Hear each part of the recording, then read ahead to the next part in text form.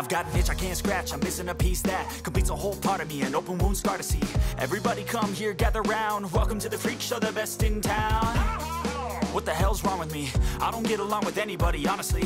I've been living in my own head constantly, thoughts jumbled round, think I need a new lobotomy. Wait, all these thoughts are too negative. I don't wanna get lost in the sedative. Gotta show them what I got, I'm competitive. You know I'm about to go off, I won't let them win. I'll take a stab, I wanna chase the bag. I want a way I can change all the things I lack.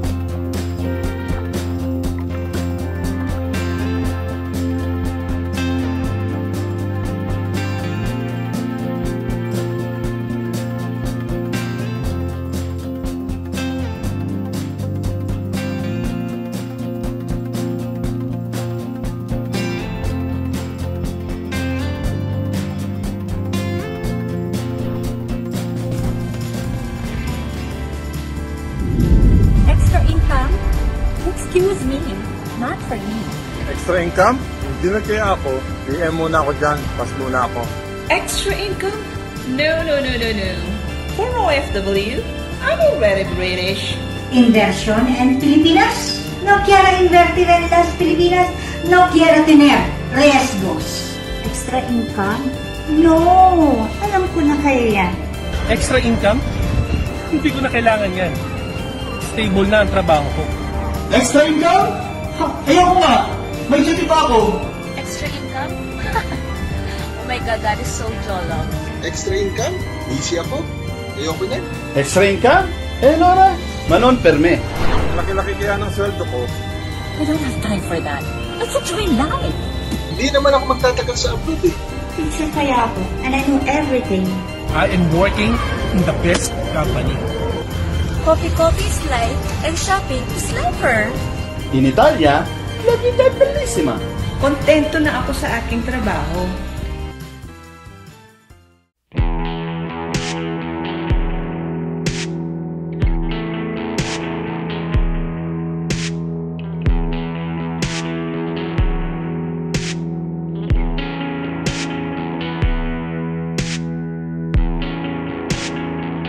Oo nga, no? What if kung mag-close yung company namin? Mamma mia! I lost my job! Ho bisogno di lavoro, per favore! Oo nga, no? I only build others' dreams. I hate you, Judith! Malapit na, Judith, na credit card ko! Oh, meron pa pala akong hindi alam. Sige lang ba ako na-stress? Oo nga, no? Nakakapagod na. Duty na lang ba walang duty? Oo nga naman. Pilipino pa rin ako at ang aking pamilya. Kaya karapat-dapat lang na magpundar sa Pilipinas. Nakakapagod na rin magtrabaho. Kailangan din talaga natin ng extra kita. You're right. Hindi naman masama mag-extra income, di ba? I need to invest now. Grazie mille for the new opportunity. I wanna build my own wealth in my own terms. I wanna plan for my future. Excited to learn more and earn more. Gusto ko, pagtanda ko, yung may magsiswerte naman sa akin. No! It's time to care for my future. Extra income? I love that. Tara! Paano ba yan? Employee today, entrepreneur tomorrow. Employee today, entrepreneur tomorrow. Employee today, entrepreneur tomorrow. OFW today, OF winner tomorrow. Employee today, entrepreneur tomorrow. OFW today, OF winner tomorrow. OFW today, OF winner tomorrow. OFW today, OF winner tomorrow. OFW today, OF winner tomorrow. OFW today, OF winner tomorrow.